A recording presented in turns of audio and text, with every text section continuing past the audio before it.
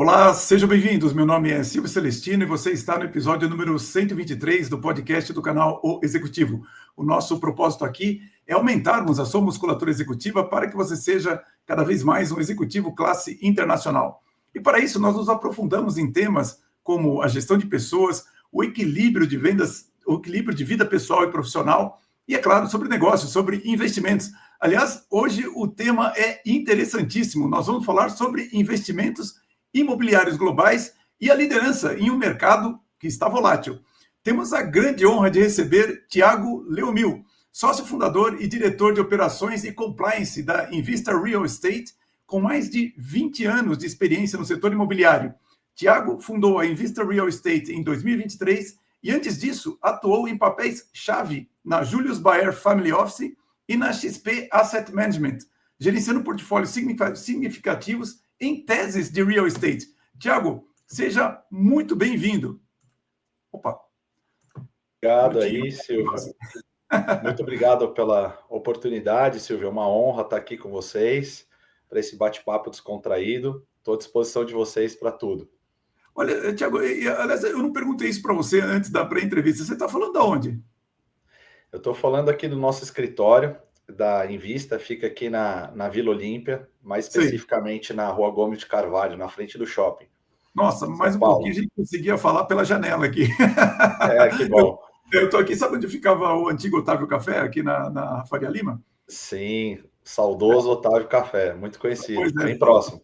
Saudoso mesmo. Eu fico na rua do Otávio Café e eu sempre fazia as minhas reuniões iniciais com os meus clientes ali. Tenho muita saudade também daquele lugar, fiz grandes encontros ali. Inclusive, aquele antigo aplicativo, o Foursquare, que hoje acho que é Swarm, né?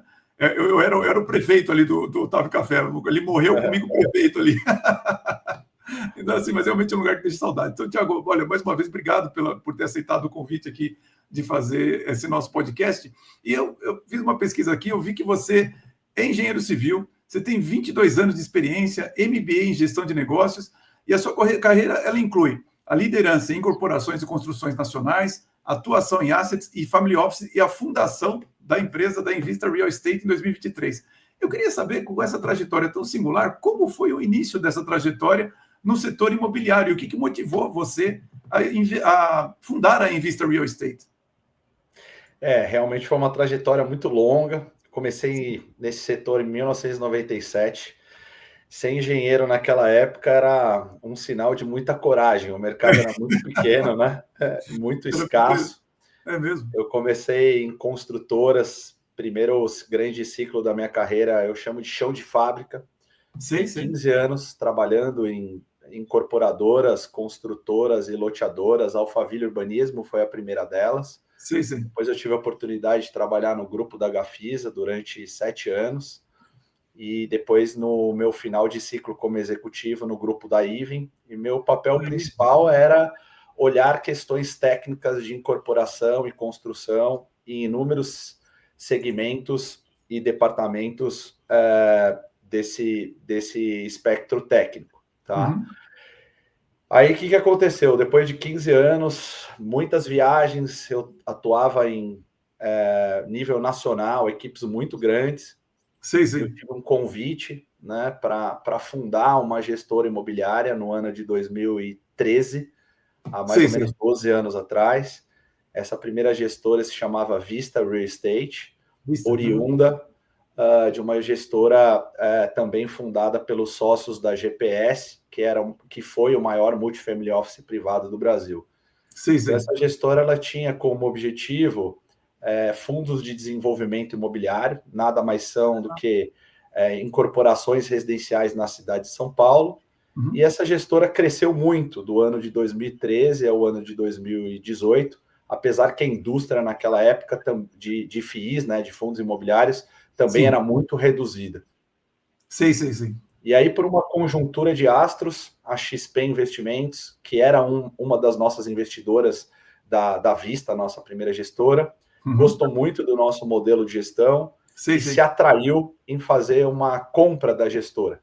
E essa gestora foi vendida para o grupo XP no ano de 2018 e, consequentemente, nós fomos para dentro do quadro executivo, sócios executivos da XP, para iniciar um trabalho de construção de portfólio imobiliário dentro dessa cadeia de varejo, mais focada para renda, né? Dentro da XP, sempre os produtos foram mais focados para renda. E, por fim, antes desse segundo ciclo de empreendedorismo da Invista, nós saímos da XP e fomos trabalhar no grupo Julius Baer Family Office, que nada mais é do que um grupo global, é um grupo suíço, que adquiriu a GPS, né? A GPS era a maior multifamily office privada do Brasil, e também adquiriu a Reliance, que era o terceiro maior family office privado do Brasil, e essas duas potências se tornaram o Julius Baer Family Office, e esse grupo abraçava aproximadamente as 1.200 famílias mais ricas do Brasil para fazer gestão de portfólio financeiro. Meu papel ali dentro sempre foi real estate. Eu liderava a área de Real Estate Brasil, e lá pudemos fazer inúmeros investimentos de grandes vultos em 3 geografias distintas, Europa, Estados Unidos e Brasil. Então foram quase 3 bilhões de reais investidos nos últimos 10, 12 anos de estrada nesse mercado financeiro, e de forma mais pregressa, mais longínqua, mais 12, 15 anos no que eu chamo chão de fábrica. Então, de forma resumida, foram 3 ciclos. Chão de fábrica, dentro de incorporadoras e construtoras, um ciclo longo de gestor de fundos pela nossa primeira gestora, terceiro ciclo de alocação de capital na Julius Baer, até a nossa principal motivação, que foi montar a nossa segunda lojinha. Eu sempre brinco que a Invista é a nossa segunda lojinha. E a motivação principal sempre foi construir um legado de história dentro de real estate. A gente quer, de alguma forma, associar o nome da Invista ao mercado de real estate, sendo uma referência do setor. E para isso, a gente conta aqui com inúmeros profissionais técnicos, muito técnicos, que sempre atuaram no setor. É o que eu chamo que é um time de real estate fazendo operações financeiras. E não time de gente financeiras fazendo operações de real estate.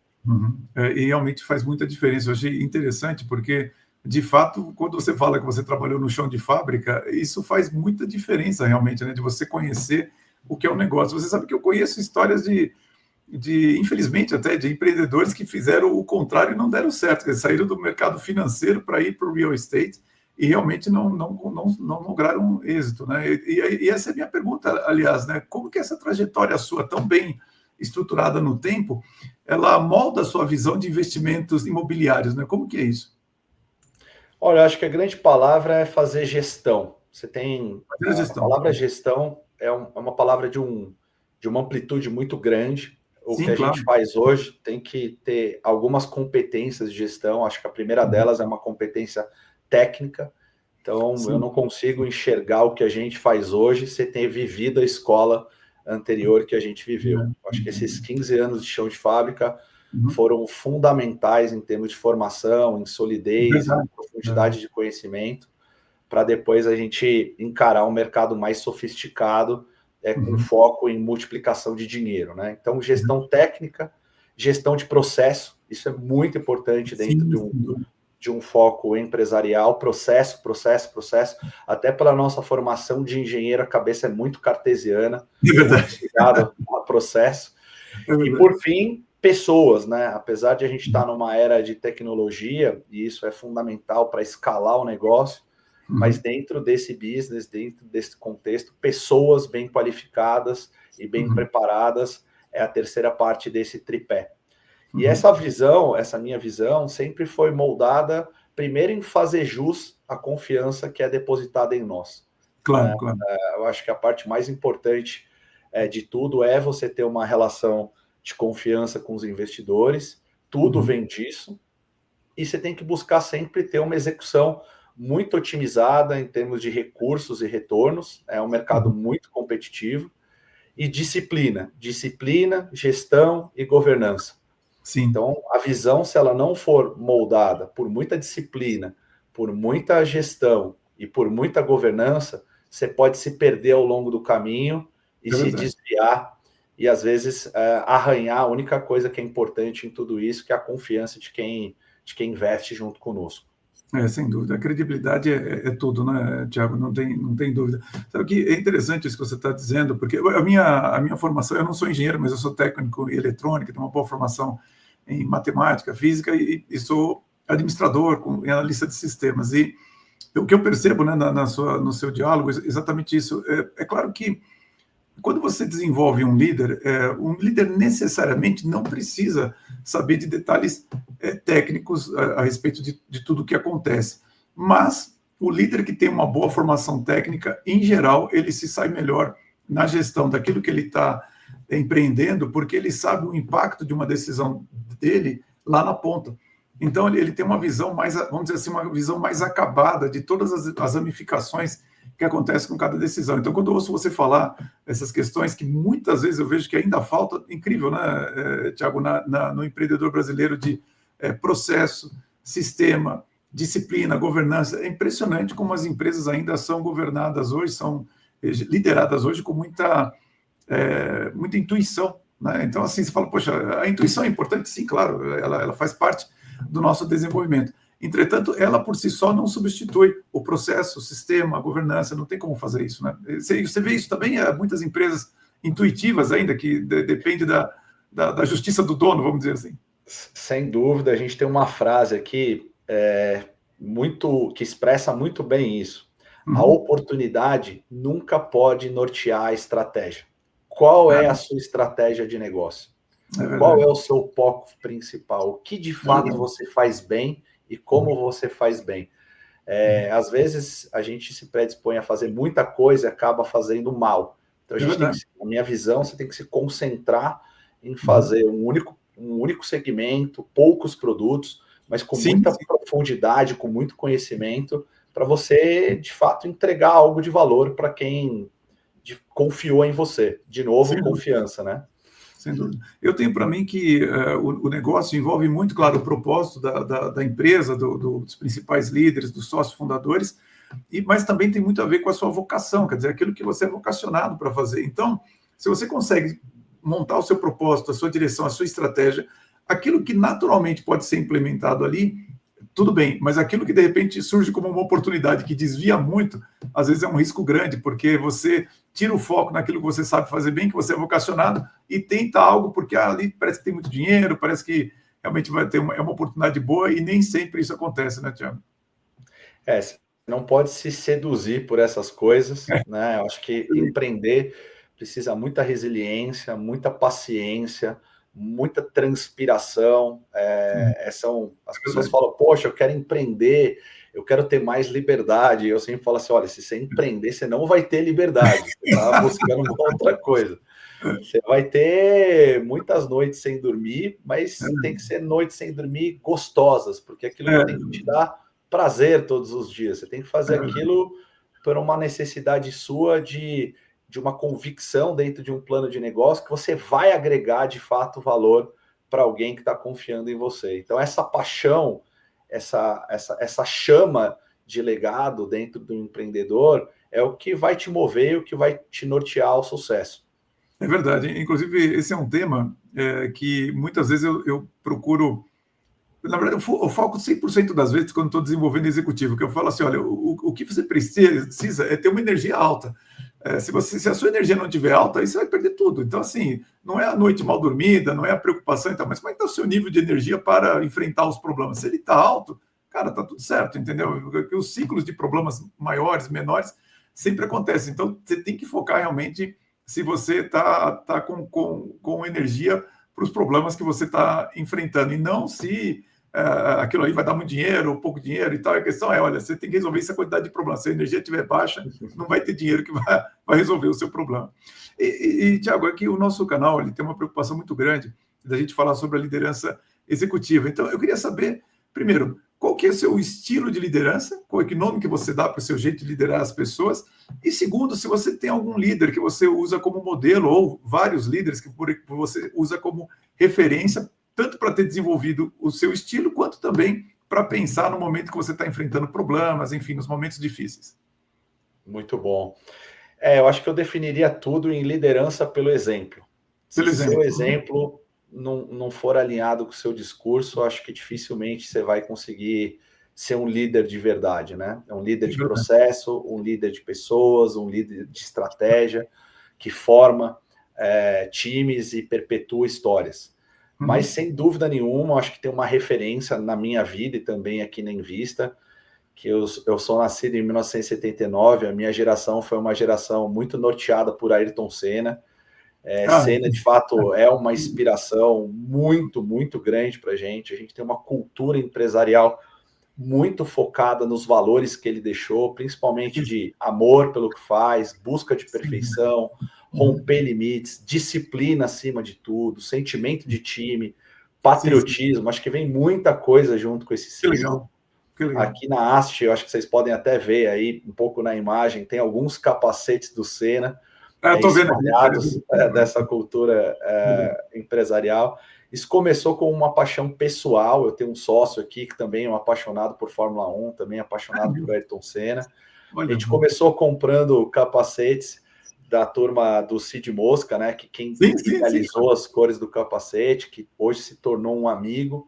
E aí compramos o primeiro para ter uma lembrança dentro de casa. E a cada conquista da vida, a gente foi comprando mais um. Fizemos uma coleção. E hoje a gente transcreveu todo esse espírito, né? Que eu acho que o espírito fala mais do que minhas palavras podem tecer aqui. O que é isso na vida da gente, né? Se levantar todos os dias, olha, eu tenho que ir lá e ser, nossa, que saco. Isso não vai funcionar. Você tem que ter amor, você tem que ter brilho no olho, você tem que ter entusiasmo, você tem que, de fato, ter um legado dentro de você que você quer exercer. Isso tudo vem, eu acho que de uma palavra simples que você citou, vocação. Se você estiver na sua vocação e está na vibração do seu melhor amor, do seu melhor entusiasmo, certamente a chance de você fazer aquilo de forma boa, suprema, perfeita, é muito maior do que você estar num ambiente que você não gosta. É verdade, é verdade. É interessante. Você sabe quantos anos, Thiago? Hoje eu tenho que fazer as contas aqui. Eu sou de 79, hoje eu tenho 46 anos. 46. Não, você é novo, eu estou com 59 agora. Eu diria assim, que realmente a nossa geração, pessoas mais ou menos da nossa idade, se impactou muito com o Ayrton. E até hoje, quando eu faço workshop, você sabe que ele é o líder mais citado, de fato. Assim, é impressionante, né? Como as pessoas captaram assim, o espírito dele, né? Porque eu digo com uma certa admiração, porque o Ayrton, ele se declarou líder de nada, né? Ele nunca falou isso. Ele simplesmente pelo exemplo, né? Como você falou, patriotismo, a determinação, incansável, fazia uma coisa que ele estava muito vocacionado. Aquilo naturalmente ia te dando elementos que você fala, pô, eu quero ser isso aí no que ele faz, né? E você sabe que no meu trabalho eu uso muito a analogia, né, do executivo com um piloto de Fórmula 1, porque eu digo para as pessoas o seguinte, que um piloto, para ele ganhar uma corrida ou ser campeão, ele não precisa chegar 1 minuto na frente do segundo colocado. Ele precisa chegar 1 milésimo de segundo. Só que para ele tirar aquele 1 milésimo de segundo, dá um trabalho desgraçado. E para nós, como empreendedores, como executivos, também. Quer dizer, olha, para a gente ganhar uma oportunidade, para a gente fazer o bom atendimento ao cliente, às vezes você não precisa fazer uma coisa espetacular. Você precisa fazer aquele milésimo de coisas que faz muita diferença para o cliente. Dizer, olha, isso aqui faz a diferença para você realmente ganhar a conta, entregar aquilo que o cliente está esperando, né? Então é muito toda razão. De fato, ele é um símbolo, acho que um símbolo de precisão, um símbolo de astúcia, de determinação. É muito difícil para mim falar, porque de fato eu sou muito fã, mas foi um herói nacional, né? Eu acho que essa mentalidade, Senna não foi um piloto de Fórmula 1, ele trouxe uma mentalidade, né? E essa mentalidade, ela é viva dentro de todos nós e, de fato, norteia muito o meu estilo de liderança e a cultura empresarial da Envista. E acho que é um exemplo que, se você pegar exatamente esses elementos que você mencionou e fizer dentro do nível que você estiver da sua empresa, no seu negócio, ou mesmo um executivo que está ainda começando ali a carreira, você vai conseguir obter frutos, porque é uma coisa muito do seu dia a dia, da rotina que você quer colocar com aqueles elementos de performance, de interesse, de patriotismo e tudo mais. Eu gosto muito realmente dele como exemplo. Também fui muito fã dele no período que ele corria. Tive a felicidade de ver as vitórias dele aqui em Interlagos, estava lá, então foi realmente uma emoção. Que privilégio, hein? E é engraçado que a última vitória dele, que foi, se não me engano, em 91, não, 91 acho que foi a primeira, 93 foi a última, eu não iria na corrida. E aí, de última hora, a minha família sempre foi muito ligada a automobilismo, falou, vamos dar um jeito ali e tal. Só que eu não tinha mais ingresso. Então a gente foi parar na arquibancada G, sabe assim, a arquibancada que na época ficava do outro lado, lá ficava na reta oposta, né? E, cara, ele parou exatamente na nossa frente. Lembra que quando ele ganhou, o carro dele, o pessoal começou a invadir a pista, na nossa frente ele parou. Então a gente viu, assim, muito de perto, assim, aquela última vitória dele. Foi bem, bem emocionante aqui no Brasil, foi bem legal mesmo. Então, enfim. Que privilégio, que privilégio. Tem muitas histórias mesmo. Queria que você falasse um pouco agora sobre a Invista Real Estate. Eu notei aqui que vocês são uma gestora independente, o foco de vocês é em investimentos imobiliários globais, a sua sede está aqui no Brasil e nos Estados Unidos. Agora, para quem não conhece, né, quais são os principais benefícios de um investidor ter acesso ao mercado de real estate por meio da Invista? Maravilha. Aqui a gente tem dois grandes focos de atuação. A gente tem um primeiro grande foco que é investimentos. Então a gente ajuda famílias e instituições que queiram investir em real estate de forma organizada, estruturada, com governança, buscando retornos superiores. Então, na parte de investimentos, a gente atua em duas geografias. A primeira geografia é a geografia de Estados Unidos e a segunda é aqui no Brasil, tá? Nos Estados Unidos, a gente tem 3 produtos específicos. Um produto é um fundo de REITs. REITs nada mais são do que papéis listados na Bolsa Americana, onde a gente tem modelos associativos com sócios americanos. Como filosofia de investimentos, a gente não acredita que brasileiros possam ir para os Estados Unidos e performar melhores que os americanos que fazem isso há mais de 20 anos. É verdade. Então, real estate é algo muito técnico, né? Precisa do que a gente chama de barriga no balcão, muito conhecimento específico. Então, nessa classe dos Estados Unidos de investimento de REITs, a gente tem um sócio americano que trabalha junto conosco, que faz isso há mais de 25 anos. Essa é uma tese, até fazendo uma analogia à Fórmula 1 aqui, que é a nossa cultura, que a gente chama de pneu slick, né? Ela traz mais retorno, mas ela tem uma volatilidade um pouquinho maior, né? O carro anda mais rápido, mas ele é um carro um pouquinho mais arisco, né? Sim. A gente tem uma segunda classe de investimento nos Estados Unidos, que é um fundo mais protetivo, é um fundo de renda, e a gente chama ele de pneu de chuva. Ele tem baixa volatilidade, muita segurança de investimento e roda como um reloginho, né? Renda recorrente através de operações de empréstimo imobiliário nos Estados Unidos. E o terceiro produto nos Estados Unidos, a gente chama ele de Triple Net Lease, a gente compra ativos prontos em regiões muito privilegiadas, locados para grandes inquilinos, como Google, como Amazon, como Facebook, como Netflix. Oportunidades muito raras aqui para brasileiros, né, originadas por nós. E esse, para a gente, é o produto de pneu intermediário, porque ele tem renda e um ganho de capital. A gente compra o ativo relativamente barato, ele distribui uma renda durante um tempo, e no ciclo correto a gente vende aquele ativo por um preço maior do que a gente pagou e ganha capital também. Então, o primeiro produto é um produto de ganho de capital, nosso pneu slick. O nosso segundo produto é um produto de renda, nosso pneu de chuva. E o terceiro produto é um produto de renda com ganho de capital, que é o nosso pneu intermediário. Isso aqui é só para dar um pouquinho de cor do que a gente faz nos Estados Unidos. E aqui no Brasil, a gente tem algumas classes de investimentos também, mas tem um fundo muito estruturado e muito atrativo que se chama Brazilian Business Park. Invista Brazilian Business Park. O Brazilian Business Park é o maior polo de galpões industriais do Brasil. Então, ali você tem... ele fica na região de Atibaia, Jarinu, a 70 quilômetros de Campinas e 70 quilômetros aqui do aeroporto de Guarulhos e 110 quilômetros de Santos, com uma facilidade logística muito grande.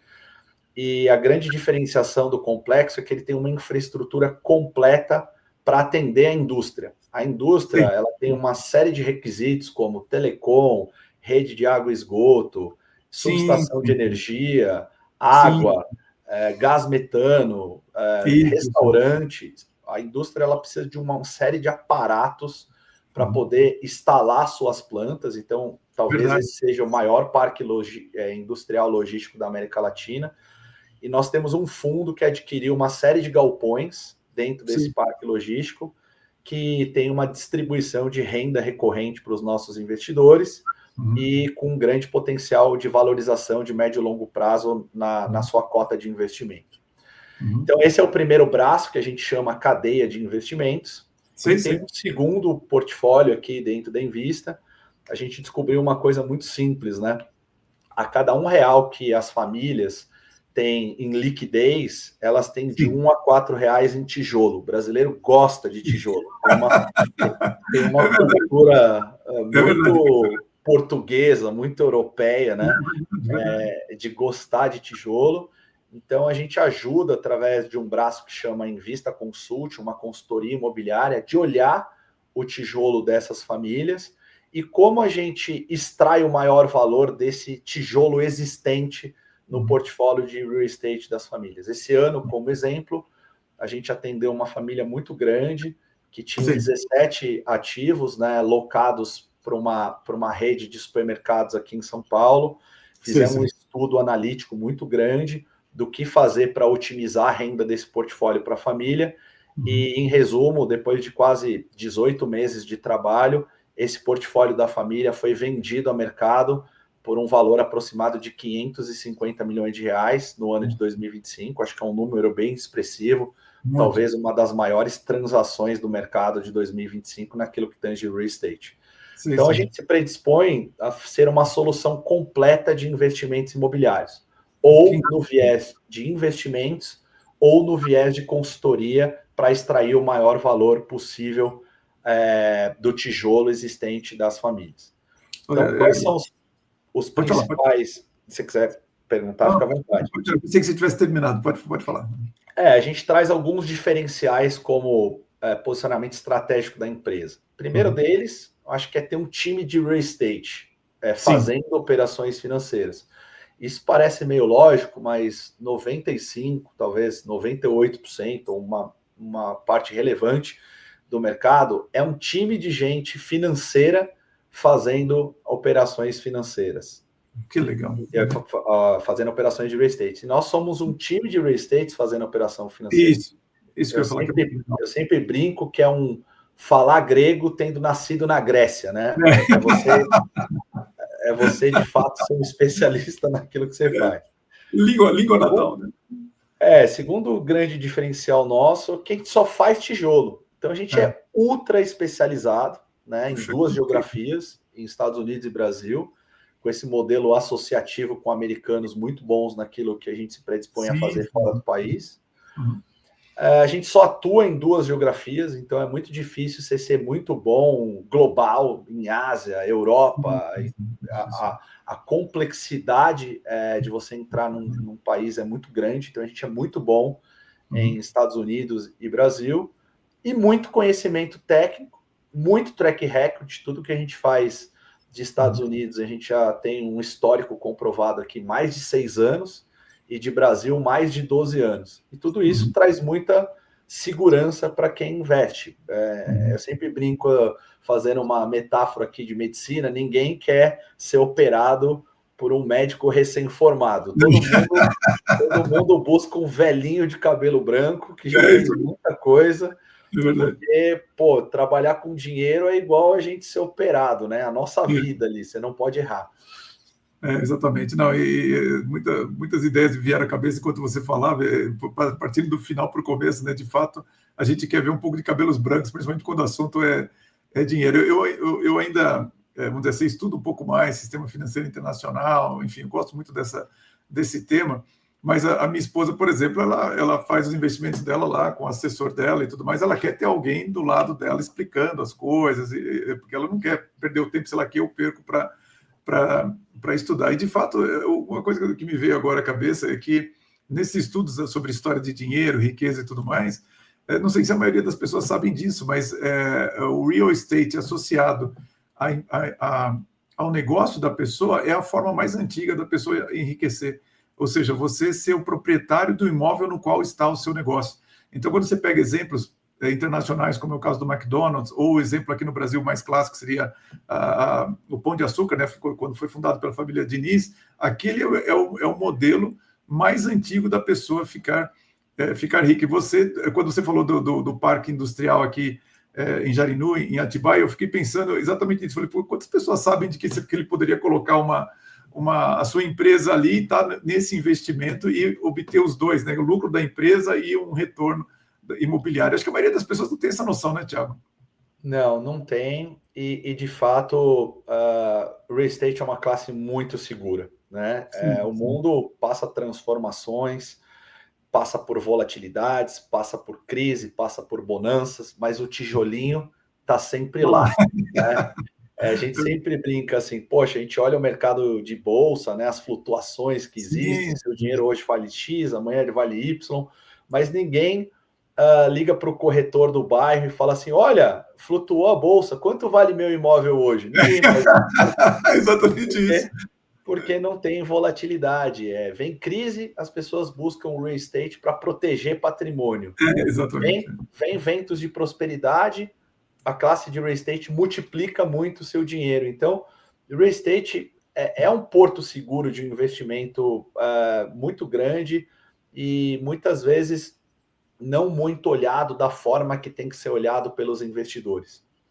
Olha, eu vou até aproveitar isso que você está dizendo para convidar as pessoas que estão nos ouvindo, nos assistindo, aqui, daqui a uns 20 minutos, mais ou menos, vou fechar o sinal, a gente vai entrar na conversa controversa, que é um trecho, uma sessão do nosso podcast, onde a gente vai falar sobre coisas mais polêmicas, justamente esses assuntos de volatilidade, de riscos que você tem no mercado financeiro, que de repente pode ser minimizados no mercado de real estate. A gente vai conversar de uma maneira um pouco mais profunda, mas já começamos agora, Thiago. Eu queria saber exatamente sobre isso. Quer dizer, como que que a Invista ajuda os investidores a equilibrar exatamente isso, os riscos e com a obtenção de ganhos, de retornos, né, superiores. Como que vocês fazem esse equilíbrio? Você deu alguns exemplos ali, inclusive eu achei sensacional as metáforas com pneu slick, intermediário de chuva, mas eu queria que vocês aprofundassem até um pouquinho nisso, principalmente para alguém que está ouvindo você e falando, pô, será que eu devo investir nisso ou não? Como que é esse equilíbrio de risco com retornos maiores? A gente é uma casa de soluções imobiliárias, então os investidores, eles buscam coisas diferentes, porque eles estão Sim. vivendo momentos diferentes, eles têm apetite a riscos diferentes, eles têm históricos de investimentos diferentes. Então, a primeira coisa que a gente faz é entender a ambição da família, do cliente ou a dor. É um diagnóstico, tá? Quais são os Excelente. seus objetivos a investir numa classe imobiliária? Você está focado em fazer novos investimentos, podemos ajudar nisso, ou a gente pode ajudar no seu portfólio existente, naquilo que você já tem no setor e como melhorar isso. Depois a gente olha e faz algumas perguntas. Pô, você está buscando investimentos imobiliários para ganho de capital, para renda ou renda com ganho de capital? Você Sim, busca uma geografia fora do país, como exemplo, Estados Unidos, ou seu dinheiro está todo concentrado aqui no Brasil? Você busca mais liquidez ou menos liquidez? Você tem mais apetite a risco ou menos apetite a risco? Então, ao fazer esse diagnóstico, você monta um portfólio customizado para aquele cliente, para aquela família, para aquela instituição. Então, é uma alfaiataria de real estate que equilibra os anseios da família, trazendo um portfólio alinhados aos riscos que ela quer correr e o momento de vida que ela quer correr. Então a gente se posiciona, Silvio, como uma espécie de CIO imobiliário no Brasil. Os grandes multifamily office, os agentes autônomos, os consultores de investimentos, eles são generalistas. Você não é tem um verdade, é time verdade. de real estate dedicado. E a gente acaba sendo essa âncora de especialismo para essas casas, né? Se você chegar ali no Hospital Sírio-Libanês, no Albert Einstein, você não vai ter uma equipe de neurocirurgião parada. Por quê? Sim, Porque ela é cara, né? E é uma coisa muito específica. Mas sim. se chegar alguém para ser clinicado com uma cirurgia neurológica, você tem uma equipe A de primeira linha para te atender. Então É aí verdade. a gente se predispõe a ser essa equipe, a esse time, com essa especialização para ajudar famílias, multifamily offices, single family offices, fundos de pensão, gestoras e agentes autônomos. Essa é a nossa gama de atendimento de clientes aqui. É muito interessante você reforçar a especialização da Invista Real Estate, porque, de fato, eu sou muito convidado, né, para conhecer assessorias de investimento e tudo mais. Em geral, o que você encontra não é uma equipe, você encontra uma pessoa ali dentro que fala sobre algo, por exemplo, da sua área. Então, faz toda a diferença você ter uma equipe, como você está colocando, né, especializada, e como você, repetindo até no que você falou, que veio do chão de fábrica, né? Eu queria entender o seguinte, você tem escritório, então, você tem escritório no Rio de Janeiro também, eu anotei aqui agora, tem no Rio também, Thiago? Sim, tem uma pessoa da nossa equipe, a gente tem uma base lá.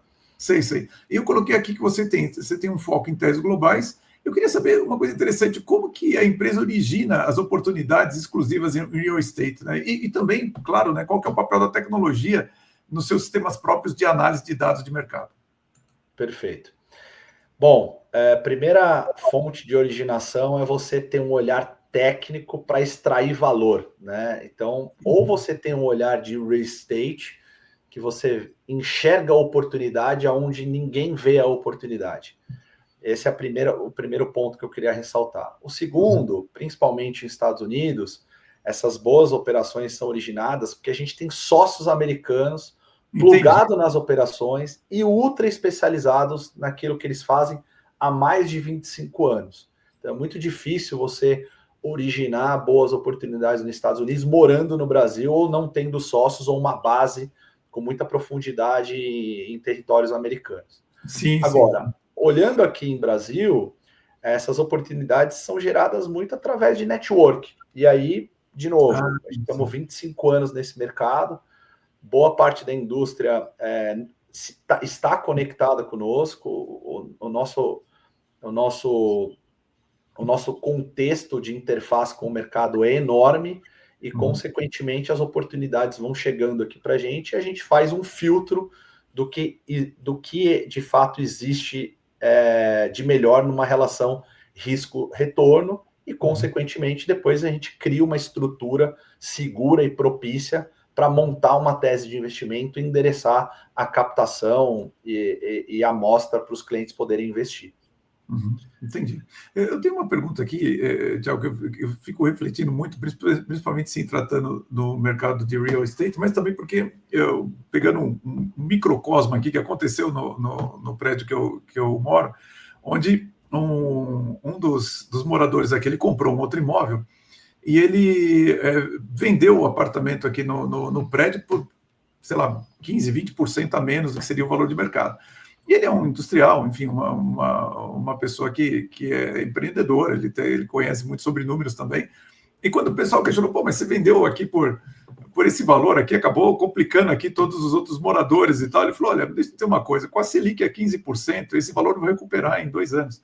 Então, eu queria saber exatamente isso. Quais são os principais desafios hoje do mercado imobiliário brasileiro, quando você tem, por exemplo, 15% de Selic para comparar qualquer investimento que você faz? Bom, Selic de fato sempre é uma referência que baliza nível de investimentos, tá? Sim. Isso é inegável. O investidor brasileiro ele está muito mal acostumado com o CDI, né? O CDI Nem me entrega fale. uma taxa de retorno alta, tem liquidez diária e tem proteção. Sim. Mas o mercado imobiliário ele flutua da seguinte forma correlacionado à Selic. Quando a Selic está alta, existe muita propensão de brasileiros mais qualificados buscarem investimento em outras moedas, como o dólar, como os Estados Unidos, para você proteger o seu capital de um risco cambial, né? E quando a Selic está muito baixa, ou ela está num patamar mais aceitável, os investimentos são norteados por economia real. E economia real, naturalmente, é real estate. Mas mesmo com uma Selic alta, tem um público específico que sempre protege seu capital em tijolo, por uma série de receios, às vezes de confisco, de falta de visibilidade futura do que vai acontecer com a economia. Então todo mundo trava seu dinheiro em tijolo. Então, independente de Selic estar mais alta ou estar mais baixa, sempre tem um mercado pujante de real estate. Ora mais focado em Brasil, com uma taxa mais reduzida, ora focado em Estados Unidos, com uma taxa mais alta, mas mesmo com a taxa mais alta, muitas famílias ainda se posicionam como proteção de capital em imóveis. Sim, sim. É interessante isso que você está dizendo, porque, de fato, eu acho que aí entra até, usando a sua resposta a algumas perguntas anteriores, eu tenho sempre uma preocupação muito grande com o mercado financeiro, porque eu sempre digo o seguinte, olha, o tijolo, né, aquilo que é real sempre vai estar lá, um papel ele pode valer zero, e aquilo que é real não pode, né? E às vezes eu vejo que as pessoas se encantam um pouco com esses números. Eu achei engraçado você falar de CDI, porque você acredita que uma vez, era um jovem, claro, né, mas ele estava justamente querendo explicar os investimentos que eles queriam oferecer e tal. E eu realmente, assim, eu nem me preocupo tanto com CDI, depois eu te conto no que eu invisto, mas eu falei para ele, vem cá, mas onde que eu vejo essa taxa de CDI? Que era uma dúvida que eu tinha mesmo. Eu falei, olha, quem que emite, né? Onde que eu vejo esse número? Você fica falando 104% de CDI, mas você esquece que eu não sei quanto que é o CDI. Você precisa me dizer onde é que eu pego isso. E você acredita que ele não sabia? Eu costumo dizer, Silvio, porque essa cabeça de Selic, de CDI, é uma cabeça sempre de curto prazo. Muito a cabeça de investimento de real estate é uma cabeça minimamente de médio prazo, mas mais para longo prazo.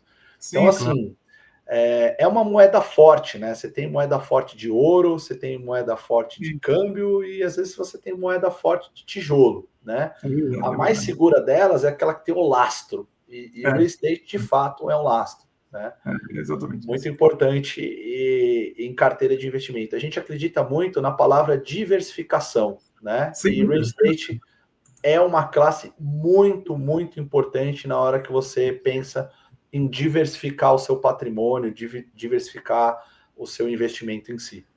E eu vou aproveitar isso que você está dizendo, Tiago, para explicar para algumas pessoas que não entendem diversificação. Eu vejo que algumas pessoas imaginam que você diversificar significa mais ou menos assim: você tem ações de bancos, aí você vai comprar ações de construtora, você vai comprar ações de como é que fala? De supermercados e tal. Fala, não, você continua na mesma classe de ativos, que é ativo financeiro. Diversificar ou você vai para negócios, ou você vai para investimento imobiliário, ou você vai para metais preciosos, ou hoje você pode ir também para criptoativos, porque se você fica só no mercado financeiro, a pessoa não tem ideia que aquilo é uma classe de investimentos. É uma coisa impressionante. Eu já peguei, inclusive, executivos da própria área de investimentos, não entendendo que a diversificação não é diversificar a ação de qual grupo você vai comprar. Não, é realmente comprar o imóvel, fazer um investimento num negócio e assim por diante. Então, isso que você falou. A palavra diversificação, ela é bem ampla, assim, né? Muito. Você tem diversificação de segmentos de investimento, né? De equities, de real estate, de private equity, de infraestrutura. Sim. Você tem, e depois, dentro de real estate, você tem diversificações, né? Você tem subsegmentos, você tem geografias, você tem tipos de ativos, tipos de tese. Exatamente. Tudo isso contribui para diversificar. E a grande beleza é que a diversificação te traz uma estabilidade, porque sempre um setor vai estar mais pujante naquele momento, o outro talvez sofra um pouco mais, mas a média é que faz o equilíbrio e faz a prosperidade dos seus rendimentos. E essa palavra que você usou, estabilidade, é que eu vejo que às vezes as pessoas não têm a noção quando elas estão pensando em investimentos. Aliás, muitos executivos, inclusive, que eu conheço, eles imaginam que investimento é uma tacada. Ele fala assim, não, vou fazer um projeto aqui, vai dar muito dinheiro e depois, sei lá, vai viver desse muito dinheiro. E ninguém tem essa paciência, essa sustentabilidade, essa persistência de longo prazo. E o real estate tem muito isso, quer dizer, você pensar no médio, no longo prazo. Muitas vezes, quando você conversa com um brasileiro, olha, vamos investir nisso aqui para os próximos 5, 10, 20 anos, nada consta na cabeça dele o que significa isso. Ele não consegue olhar além de dezembro de 2025. É uma coisa impressionante, né? Isso é uma pena, né? Porque perdem grandes oportunidades, né, Tiago? Sem dúvida, sem dúvida. Precisa ter investimento como conceito, você precisa ter paciência e muita sabedoria e disciplina daquilo que você predispôs a fazer.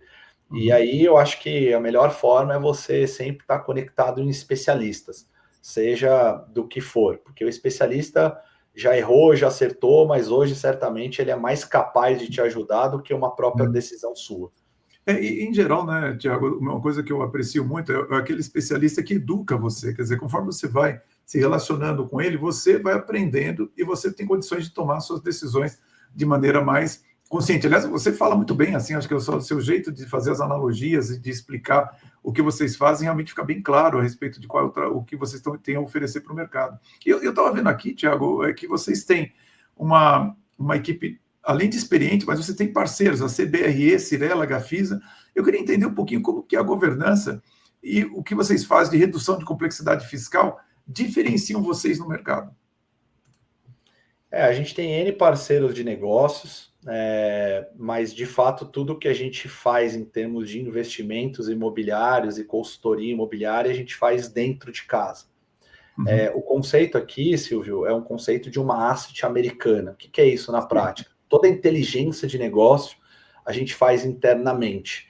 E toda a parte de parcerias em blocos que mitigam o risco a gente faz fora. Vou te dar um exemplo.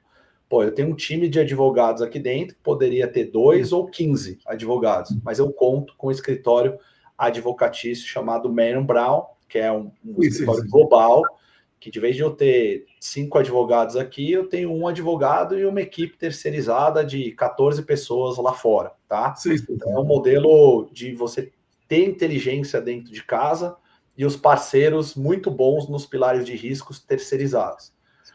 E aí, falando um pouco de eficiência e governança, né? Eficiência fiscal e governança, a gente tem um time ultra especializado, um time de originação de novas teses e um time de estruturação de novas teses, que são times de engenheiros com 20 anos de experiência, são crânios, né, que se aprofundam muito em todas essas estruturas, que são complexas por natureza. Sim, é verdade. Então, a gente tem hoje a capacidade de montar estrutura ultra seguras, o mais otimizadas possíveis, para garantir um retorno superior aos clientes. E tudo isso aqui dentro é norteado pelo meu sócio, que fundou a Invista junto comigo. É uma pessoa muito bem vista no mercado, tem um nome muito ilibado, ele chama Marcelo Rainho. Ele tem um valor, Marcelo Rainho, ele tem um valor adicional nessa classe de originação, estruturação e gestão dos produtos sofisticados, principalmente na gama fora do Brasil, especificamente na geografia de Estados Unidos. Tudo isso precisa muito conhecimento técnico, muita visão financeira, muita habilidade analítica contábil. Não é tão simples e tão trivial você montar uma estrutura de investimento para os clientes entrarem. E eu acho que a grande beleza do que a gente faz é que a gente consegue transformar essas coisas complexas em algo simples e seguro para as pessoas comuns poderem investir em classes de ativos muito atrativas sem grandes cheques, né? Porque, poxa, quando você fala de comprar um prédio nos Estados Unidos, alugado para uma Amazon, por exemplo, são prédios que custam 60 milhões de dólares, 80 milhões de dólares. Qual o tamanho de uma família brasileira para concentrar risco num único ativo? E a gente torna isso muito fácil e muito acessível, onde um cliente pode entrar com um cheque de 100 mil dólares.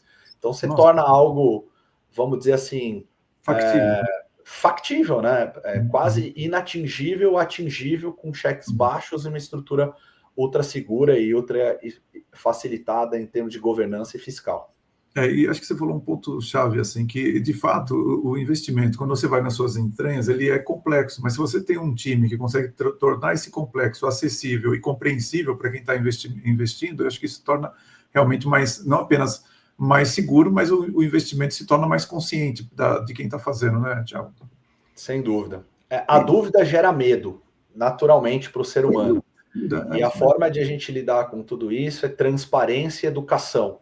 Então, todo cliente, independente do quão intelectualizado ou quão aprofundado ele está em real estate, a gente tem o cuidado de transparecer e aprofundar em todas as estruturas de uma maneira muito lúdica, para que ele entenda o que ele está fazendo e ver com os próprios olhos o quão é seguro, né?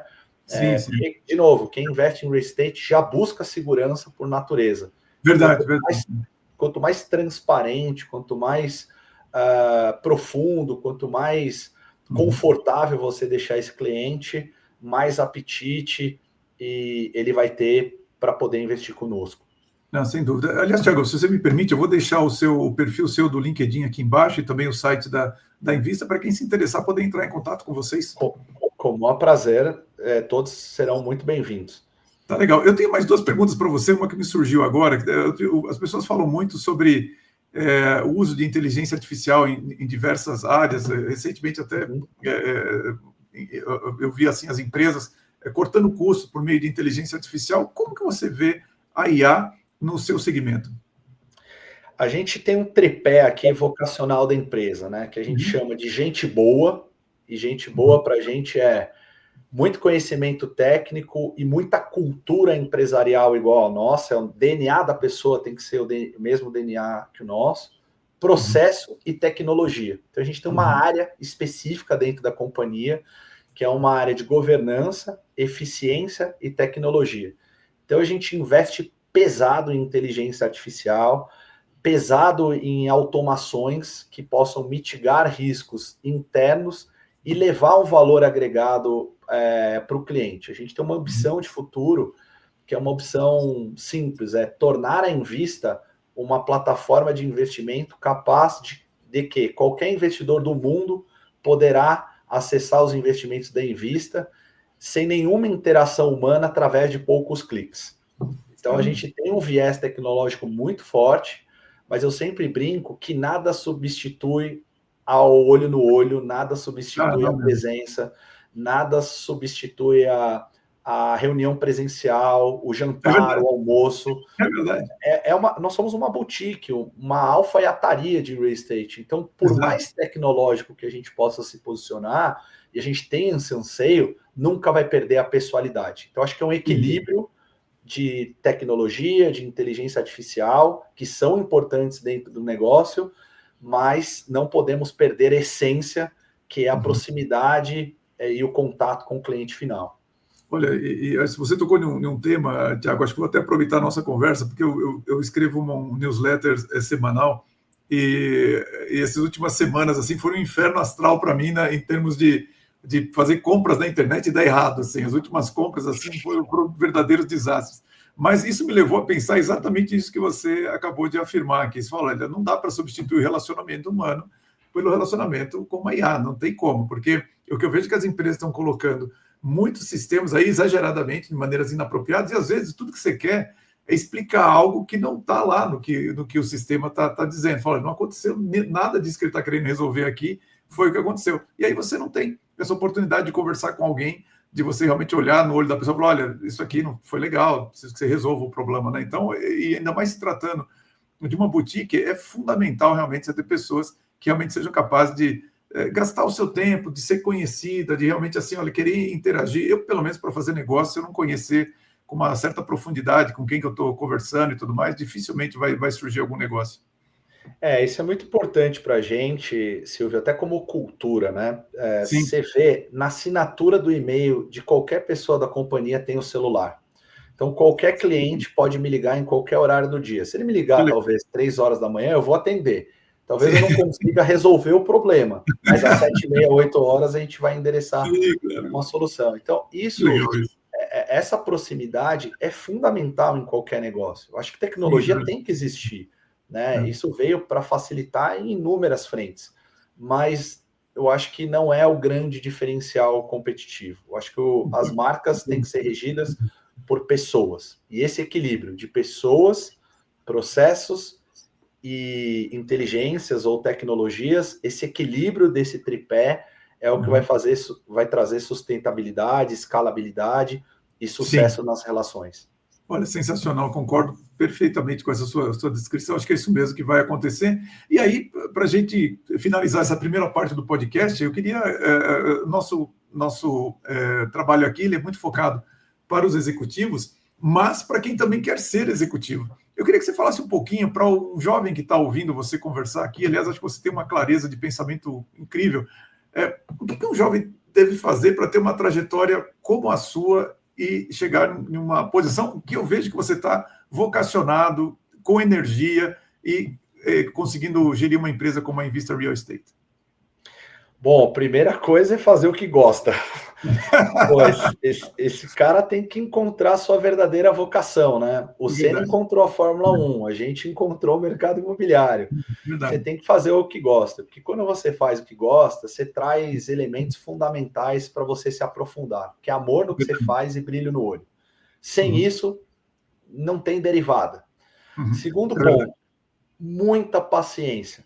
A gente vê uma geração hoje mais impaciente, mais imediatista. Eu acho que conhecimento vem com tempo, vem com dedicação, vem com investimento em si mesmo. E esse investimento em si mesmo não tem uma fórmula, né? Mas tem alguns ingredientes que não podem faltar. Primeiro, tente enxergar as coisas com uma visão estratégica, muita capacidade de execução. Pensa sempre em fazer certo, em tomar as decisões certas. Tudo vai vir da palavra gestão. Gestão de pessoas, gestão de processos, gestão de sistemas. Se você não tiver essas capacidades, eu acho que dificilmente você vai conseguir chegar num alto executivo ou num bom empreendedor. E principalmente, Silvio, tem que gostar de ser humano, cara. Se você não gostar de ser humano, vai ser mais difícil, cara, né? Não é só gostar, tem que ter prazer em desenvolver pessoas. Né? Pessoas têm dores, têm complicações, têm sequelas psicológicas, e você está ali como um grande mentor, né? Que nasce para extrair o melhor delas todos os dias. Cria ambiente seguro, onde as pessoas possam se desenvolver, onde as pessoas possam se tornar mais resilientes durante o dia a dia e se prepare para provas longas. Né? Não se constrói uma empresa, uma carreira em 2 anos. Se prepare para 20, 30, 40 anos. Isso, sempre com a certeza que você está aprendendo todos os dias. Seja humilde para aprender todos os dias. Então, eu acho que são poucos ingredientes, mas que, se bem concebidos no seu dia a dia, certamente você vai chegar num lugar de sucesso. Olha, Thiago, são poucos ingredientes, mas são muito verdadeiros esses que você está se referindo. Tanto é assim que eu posso dizer que eu estou treinando nesse momento 76 executivos em um grande banco, sabe para quê? Para que eles sejam mentores dos seus liderados, entende? Então, eu acho que isso se perdeu um pouco ao longo do tempo, de que nosso papel de líderes é um papel de mentorear as pessoas abaixo de nós para que elas se desenvolvam como os bons profissionais, como bons executivos e futuros líderes das empresas.